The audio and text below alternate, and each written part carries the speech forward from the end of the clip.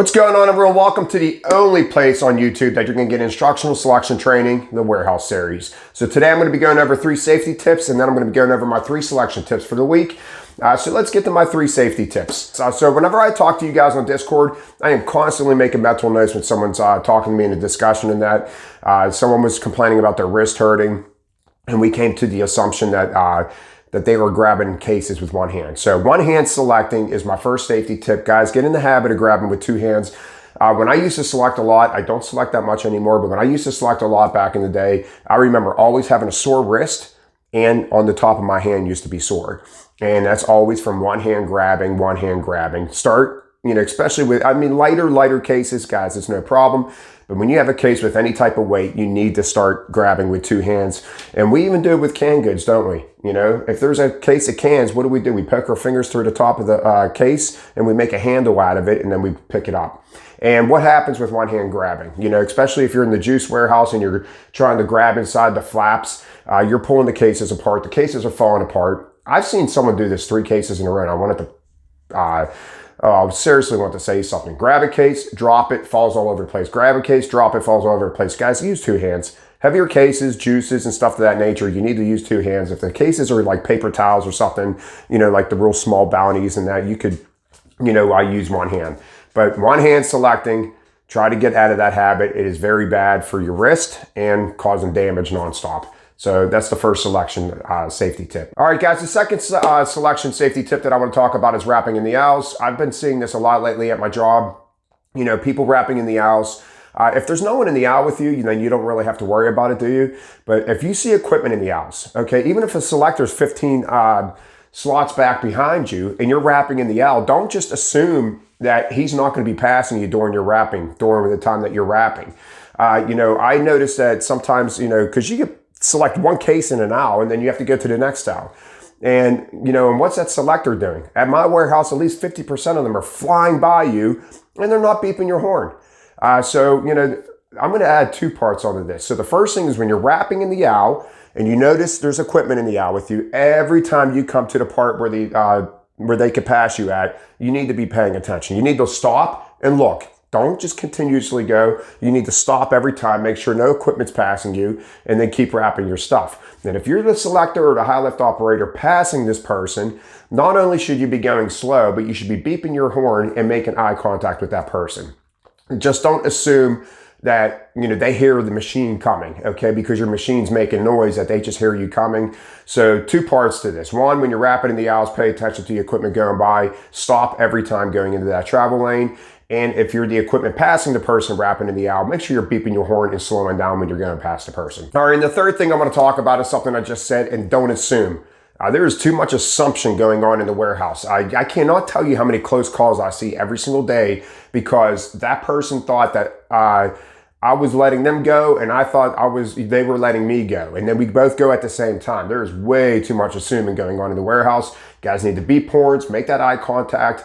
And, guys, the experienced people in the warehouse, the selectors and forklift operators, there's constant hand gestures going on in the warehouse. So we know, all right, we've been in the warehouse a while. We know with eye contact and hand gestures, we are keeping it safe on the floor.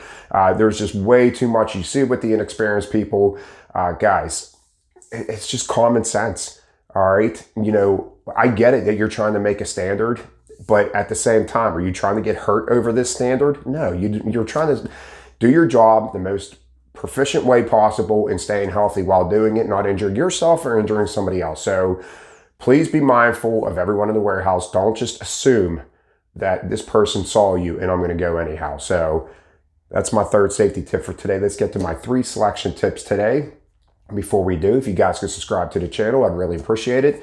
Leave comments, give me a thumbs up. Discord, that link is in the description below. And guys, just keep asking me for the link.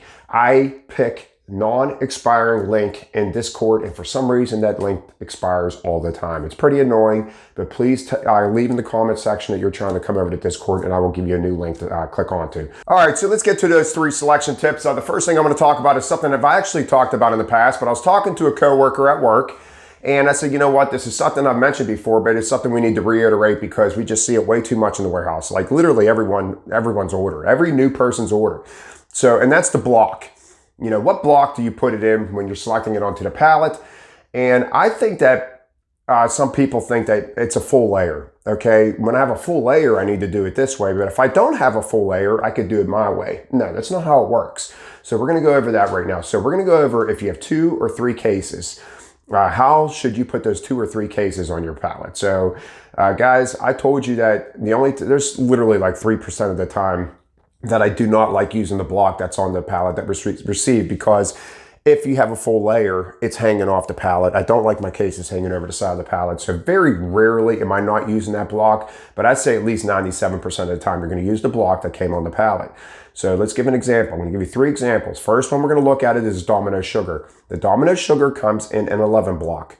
Okay, so if you look at the pallet you're selecting from, you're going to see that there is 6 cases going down the side, 2 in the back, and 3 coming up the front.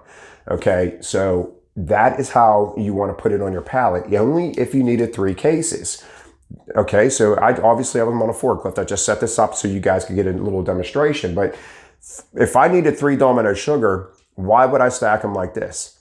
Okay, this is changing the block.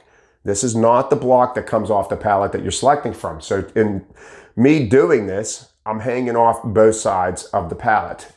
I see people do this. Look at the pattern on the pallet and then restack these cases the proper way. So you're staying within the confines of that pallet. All right, the second one I want to show you is canned goods. These canned goods come in a 10 block, 6 and 4. So why, even if you needed 2 cases, why would you put them like this with this little gap?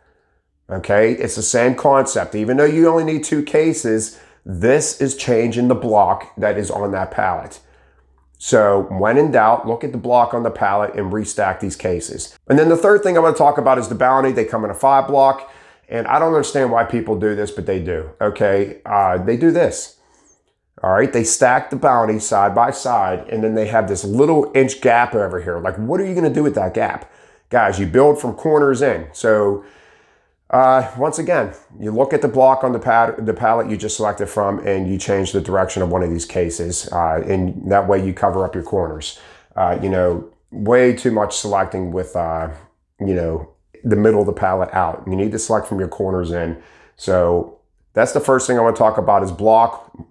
Even though if you have 2 or 3 cases, you still need to look at the pattern that is coming off the pallet you're selecting. So let's get to the second one. All right, the second thing I'm going to talk about is wrapping again. And this goes to you're done with your order and you have wrap machines in your building.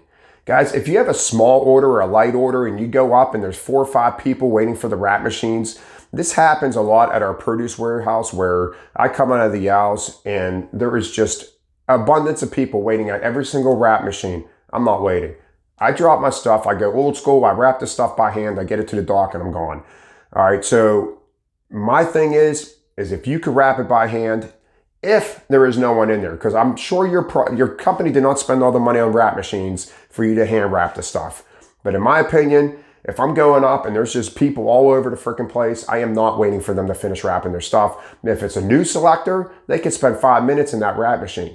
I'm hand wrapping that stuff, making sure that I do a good job hand wrapping that all the way down to the floor, and I'm taking it to the door myself. So if you are good at hand wrapping and you have the opportunity of doing that because the wrap machines are full, do it. If they're empty or if there's only 1 or maybe 1, 2 people waiting, then maybe you need to wait. Because like I said, the company didn't pay all that money for wrap machines for you to hand wrap, but I am not wasting my time waiting for a bunch of people to wrap their stuff. So that's my second selection tip. All right, guys, the third thing I want to talk about, and I don't know if this is going to go with your warehouses, like our dry goods, the wood returns are at the front of the, in the front of the aisles, and the perishable building, the wood returns are actually the first slot in the aisle. So my thing is if you have a warehouse where your wood is stacked in the first slot in the aisle, you need to get your wood before entering that aisle, because I see way too many people playing around. They're trying to get the wood off, and then they don't give themselves enough room, and then it's just total mayhem at the beginning of the warehouse up in perishable when you're trying to select get your wood to start selecting. So my tip is have your wood on your jack before you even enter the aisle. I can't tell you how many times that I was able to just fly right past these people playing around in the front of the aisle and then just start selecting my order. So I'm not waiting for them to get done grabbing their 2 pieces of wood and then I got to go grab mine. I already got mine on my jack and I'm already ready to select. So be prepared before you even hit that aisle because you don't know what kind of congestion you're going to be hitting once you get there. So that's my 3rd selection tip for today. I hope you guys are enjoying the channel. Like I said, subscribe, all that stuff. I'll see you guys next time. Have a great day.